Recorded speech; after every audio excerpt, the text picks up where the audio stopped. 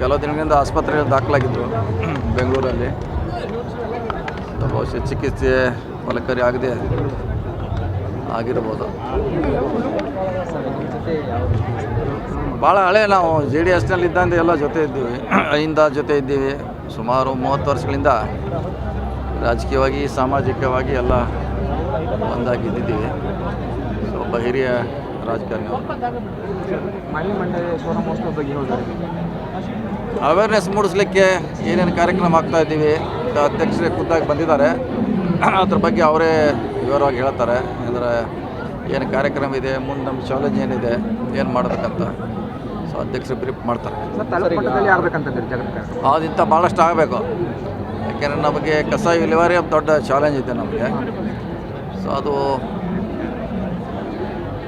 ಒಂದು ಹಂತಕ್ಕೆ ಮುಗಿಸುವಂಥ ಪ್ರಯತ್ನ ಮಾಡಬೇಕು. ಇನ್ನೂ ಭಾಳಷ್ಟು ಕೆಲಸ ಮಾಡಬೇಕಾಗಿದೆ ನಾವು. ಸೊ ಅದು ಮಾಲಿನ್ಯ ನಿಯಂತ್ರಣ ಮಂಡಳಿ ಖಂಡಿತ ಅದ್ರ ಬಗ್ಗೆ ಗಮನ ಹರಿಸ್ತಾರಂತ ನಾವು ಆಶೆಯನ್ನು ಇಟ್ಕೊಂಡಿದ್ದೀವಿ. DC ಅವರು ಈಗಾಗಲೇ ಅವ್ರ ಜೊತೆ ನಿರಂತರ ಸಂಪರ್ಕದಲ್ಲಿದ್ದಾರೆ. ಸೊ ಮಾತುಕತೆ ಮಾಡ್ತಿದ್ದಾರೆ. ಸೊ ಅವರಿಗೆ ಅಧಿಕಾರ ಕೊಟ್ಟಿದ್ದೀವಿ ಮುಗಿಸ್ಲಿಕ್ಕೆ. ಸೊ ಅವ್ರೇನು ತಾವು ಅಲ್ಲಿ ವಿಸಿಟ್ ಮಾಡಬೇಕು ಅನ್ನೋದು ಅವರು ಒಂದು ಒತ್ತಾಯ. ಇಲ್ಲ, ನೋಡೋಣ, ವಶಮಿತ್ರ ಮಾಡ್ತೀವಿ. ಈಗಾಗಲೇ DC ಅವರು 2-3 ಸಾರಿ ಹೋಗಿ ಬಂದಾರೆ ನಮ್ಮ ಪರವಾಗಿ, ಕಾರ್ಖಾನೆ ಪರವಾಗಿ, ಜಿಲ್ಲಾಡಳಿತ ಪರವಾಗಿ. ವಶಮಿತ್ರ ಹೋಗ್ತೀವಿ.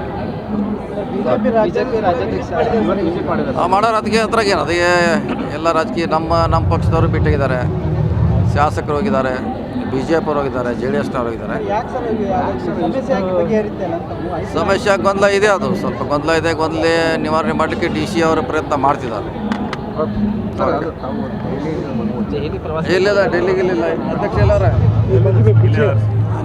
ಬನ್ನಿ ಅವರ ಅದ್ರ ಬಗ್ಗೆ ಕೇಳಿ ಏನಾರ ಹೇಳಂಗಿದ್ರೆ ಹೇಳ್ತಾರೆ ಅವರು ಸ್ಪೆಸಿಫಿಕ್ ಆಗಿ.